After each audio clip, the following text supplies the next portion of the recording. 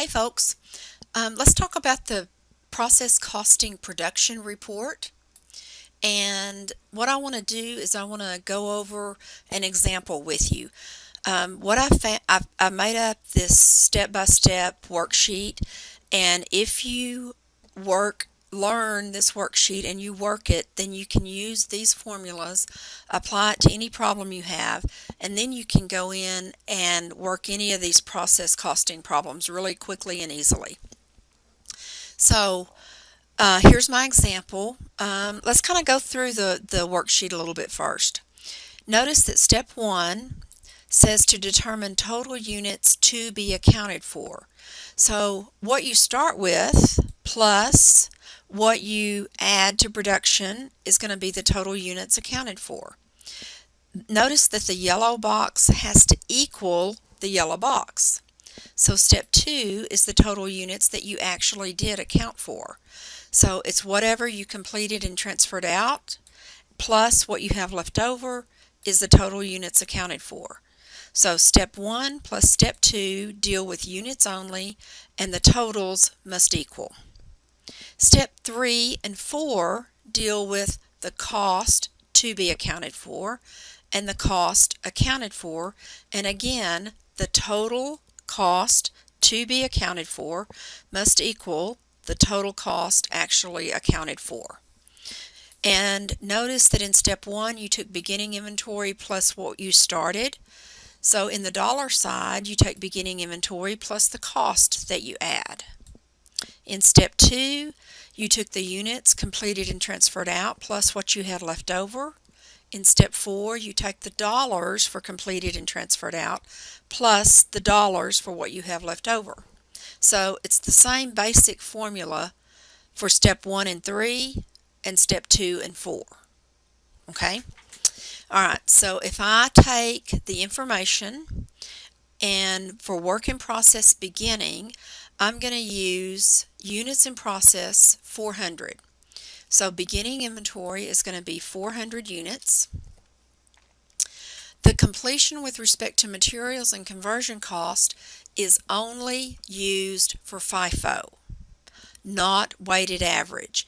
And we are doing weighted average only. Let me get that in there.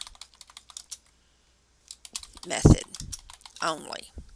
Okay, so that's important to know that that's what we're doing. Okay, so we're not going to use the completion for the beginning work in process inventory in the weighted average method.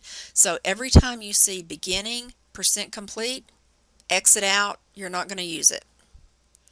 We are going to use the cost in the beginning inventory. So my material cost, I'm in cost, okay, direct materials, beginning inventory, I'm going to add the 19,200. For the conversion cost, I'm going to add my 11,150, and I'm going to total that row and come back to the 30,350, which is what we had there. And I'm going to get the dollar sign in there and get it down to 2 zeros. Okay? Next, we have the units started in production is 15,000. So I'm going to add my 15,000 units. I'm going to get a total units accounted to be accounted for is 15,400. Notice that when we're done, we have to have 15,400 right here also. Okay, so we have units started is 15,000, units completed and transferred out. Units started, I did that. Right there, 15. Okay, completed and transferred out is the 5,000. All right, ending work in process. Oh, I didn't fix my stuff correctly. So if this is going to be 15,400, then I can figure out that my ending work in process has to be 10,400.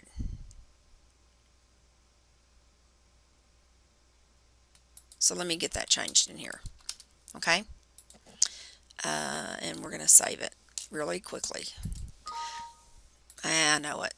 Okay, so I'm going to come in here. So what I did is I figured out that if I had 3 of my 4 numbers, I know the totals are the same, so I can figure out the other 4th number. But I also have it in the example, but sometimes it's not given to you, and I can confirm that I did the math right in my head, so I'm good to go. Okay, next we have dollars added. So the cost added for direct materials is 500,000. The dollars added for conversion cost is 400,000. I'm going to add those two numbers to get 900,000, and I'm going to take the dollar sign off. Whoops. Dollar sign off. There we go. Well, the dollar sign didn't go away.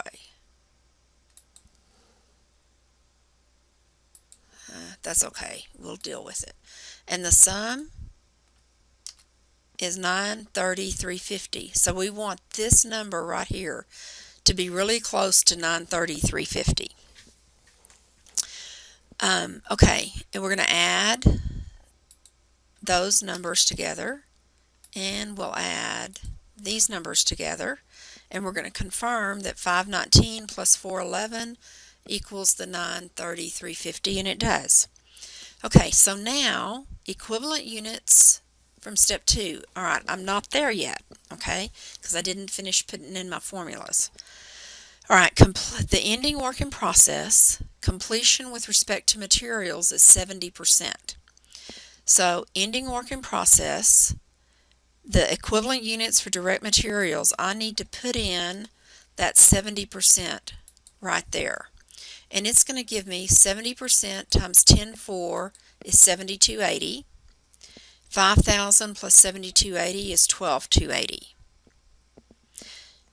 Okay, for conversion cost, my completion with respect to conversion cost is 50%. And 50% times 10.4 is 5,200. And 5,000 plus 5,200 is the 10.2. Okay, notice that the units completed and transferred out, 5,000 is my 5,000. And also notice that the percent complete for completed and transferred out must be 100% because they were completed and transferred out.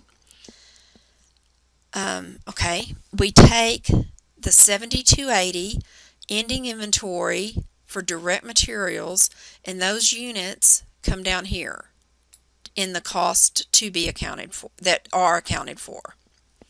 And the 5,200 for ending inventory conversion cost comes down to ending inventory for conversion cost. Okay, so let's go back and finish the chart. Equivalent units from step 2 for direct materials are 12,280. Equivalent units for conversion cost is 10.2. So the formula for cost per equivalent unit is I'm going to take my cost number right here.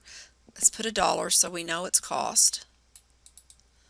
And I'm going to format this one to make it dollars. Let's just get this over here. Not quite that much. There we go. And let's get these dollars. And we'll make this one $1. Okay. So now I'm going to take equals plus my 519, and I'm going to divide it by row E or H20. H20, and that gives me $42.28. And I'm going to copy that formula and put it in the conversion cost. And if you notice the 42.28, I could take it out and it's going to give me one long number, and the same thing over here. Okay?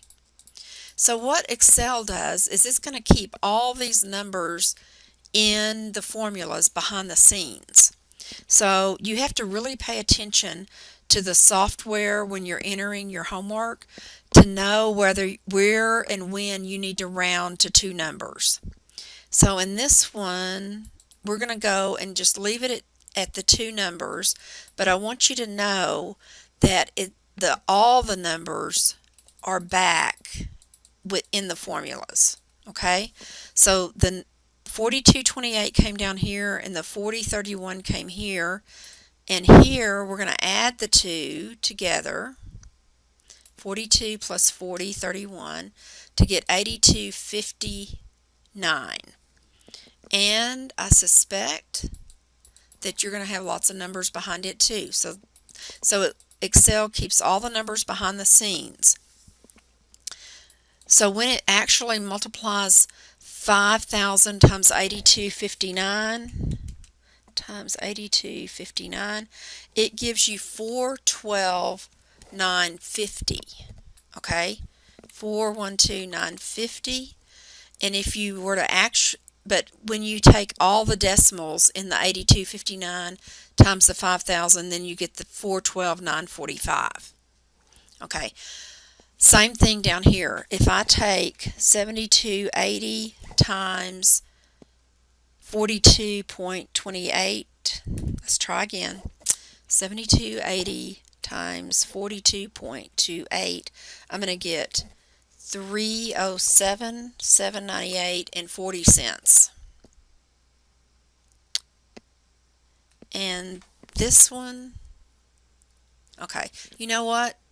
This is irrelevant for right now. I don't need to do it because when it adds up, it came exactly back to the 933.50. It might not come exactly back to that if you were to round somewhere differently. So you have to be careful with your rounding. Okay, I know I had a couple of blips in there, but that just shows you I'm human. I hope that was helpful to you, and I wish you the best of luck. Thanks. Bye. See you next time.